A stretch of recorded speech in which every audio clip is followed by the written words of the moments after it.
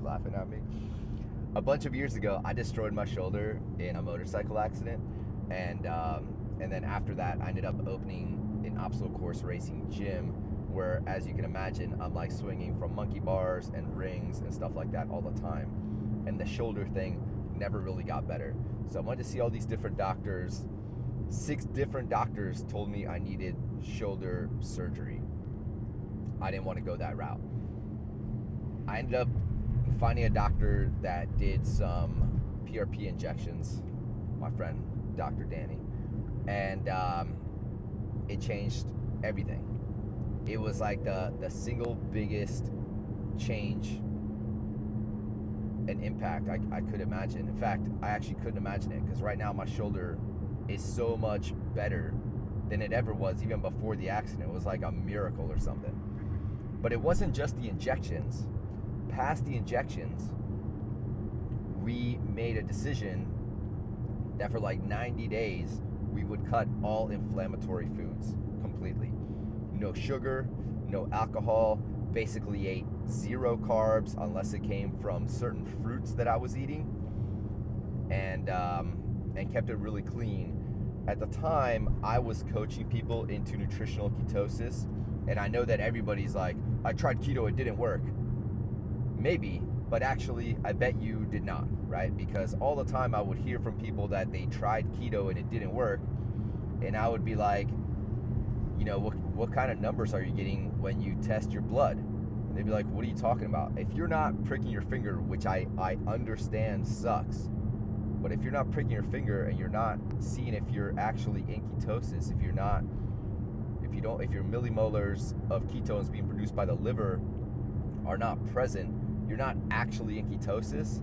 And if you're not in ketosis and you have no carbohydrates in your diet, you're just gonna feel completely run out of gas, right?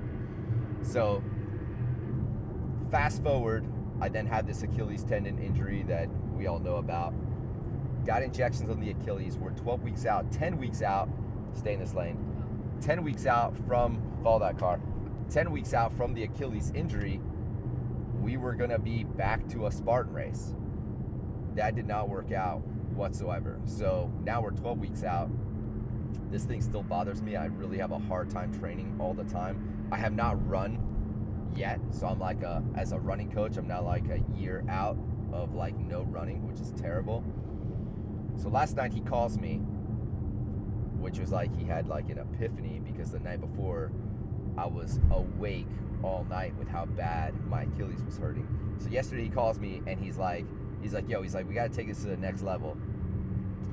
He's like we did with your shoulder, we gotta get into this like completely no inflammatory food situation. I got baby Champ chauffeuring me right now, so I'm gonna tell her that she's gotta get all the way across every single lane of traffic, and then we're just gonna stay in that lane all the way to basically where we exit for Homestead Training Center, where we're gonna get down on a workout.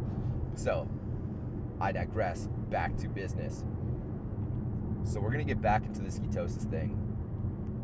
For those of you guys that don't know, ketosis cuts out all sorts of gut inflammation, and gut inflammation is what causes most inflammation that we have, right? Like the things we eat cause inflammation, and those are things that right now at this stage I have to really, really get rid of if I want to make forward progress. And it's important for me to make forward progress because I'm laughing because I keep thinking I'm gonna die. I'm gonna die in this car before I ever get into nutritional ketosis. Oh, no. Holy smokes. I always say she's a good driver, but that's at the go-kart track when she's trying to win. But on an actual highway, it's terrifying. I'm terrified right now. Have we died? Not yet. Not yet. But I only have 9 lives, and I'm at like 7.5, maybe 8.5. I might only have half my life left. Anyway, we got to get all the way over. Oh, Dad. You are too fucking close to this car. Jesus. My foot is on the brake. What do you want me to do? I want you to have 2 car lanes between us and the tractor trailer in front of us. We're going 15 on the highway. I don't care if we're going 12. 2 car lanes. Holy smokes, y'all. So, We're getting into ketosis. We're starting today. Here's what's up. I'm gonna fast for 4 days. I started last night, so I haven't had dinner. I'm doing water with electrolytes, not just water, because I don't want to urinate out all of the minerals that are very important for my kidneys to function properly. So on the serious note here, we're gonna fast for 4 days. We're gonna keep the electrolyte balance in check. I am still doing my creatine supplement. Creatine does not put you in or out of ketosis. However, protein will. So if you have too much protein in your diet, it will actually kick you out of ketosis through a process called gluconeogenesis. Did I say that right? I think so, because I'm just spinning off the top of my dome. And what that is whatever excess protein your body's not burning up then turns into glucose, which would kick you out of ketosis, which we will be measuring by pricking my finger 2 times a day, every day for like the next 3 months, which is gonna suck, but all good. We're doing whatever it takes. And by that, I mean, seriously, I hear people complain about things all the time, and I'm like, what did you do about it? Nothing. Okay, keep complaining. I'm gonna do whatever it takes because I have things I wanna do. I have this men's retreat in Italy. We're going on these crazy hikes. We're gonna be pushing the boundary of what's physically possible and spiritually possible, and I need to be 100% ready for all of my men and for myself when I'm out there, right? So whatever it takes, we're getting into ketosis, we're fasting for 4 days. Now, I wanna watch my protein intake, and we're gonna test just how much protein I can add to the mix without kicking me out of ketosis. Now, this is the part that's gonna upset some people. Alcohol is sugar. Now, I'm not a drinker, but I will, like on the weekends, if we're having lunch at my brother's house, I will have a drink with the family. You know, we'll have wine with lunch, or we'll have an Aperol Spritz if we're going to Salud Maria. That's out of here, right? There's gonna be no drinking, and there's gonna be no cheat meals. So if you're inviting me to your birthday party and I don't eat the cake, don't be mad. I'm working on something. I have something. Blinker. What? Sorry, I was trying to turn on his blinker. She's backseat driving for the car in front of us after almost killing us way back there. I'm working on something more important than eating cake at your party. You know what I'm saying, beautiful people? So, no alcohol, no cheat meals.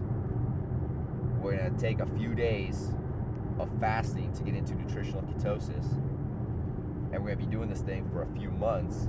And I'll keep you guys posted on the progress of, is this actually having an impact on my injury, or is it not? And the impact might not be felt right away. So if it takes me like a few days to figure this thing, it takes me probably like 4 days to get into ketosis, and then it might take a few times to figure out like how much protein can I really intake right now. Right now I'm doing like 190 grams of protein every day on my macros. So I'm gonna have to cut that down pretty significantly, but I want to stay as close to that as possible. I'll keep you guys posted on all that, and we'll see how it goes. And if you guys have any questions about this keto thing, because you heard from your friend that they tried it and it didn't work, I will be happy to answer those questions, because I've helped a bunch of people get into nutritional ketosis and sustain it for a very long period of time, right? Or forever, because they're still in ketosis every day right now. I do want you to know and understand that once you get this thing dialed, it's no longer really necessary that you prick your finger every single day. It's necessary for me for the next few months, because we want to make sure we have the most amount of available ketones being produced by the liver, so that I can be optimal in my training. And fun fact, things you're gonna hear or things you're gonna tell me is like, you're gonna lose a bunch of strength on keto. I'm not trying to be a power man lifter. I'm not a CrossFitter or any of those things. I obstacle course race. I train for tactical games, Patriot games, stuff like that.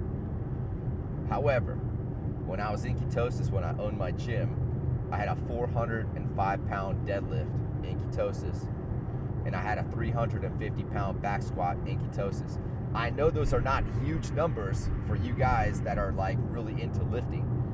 I get it. I don't have a 500 pound squat or a 500 pound deadlift. However, for me, for the training I was doing, that was more than plenty. I felt plenty strong being able to yoke 400 pounds off the ground. I don't need to lift any heavier than that. So yes, you can be strong and be in ketosis. And if you're gonna argue that I'm not strong enough with a 400 pound deadlift or a 350 pound squat, whatever, man. That's for you to think about and for me to do what I do. But this is what's up. We're doing the keto thing, unless we die on the way to Homestead Training Center, where we're gonna hit the obstacle course right now. Beautiful people, have a great day. Let's go, let's grow.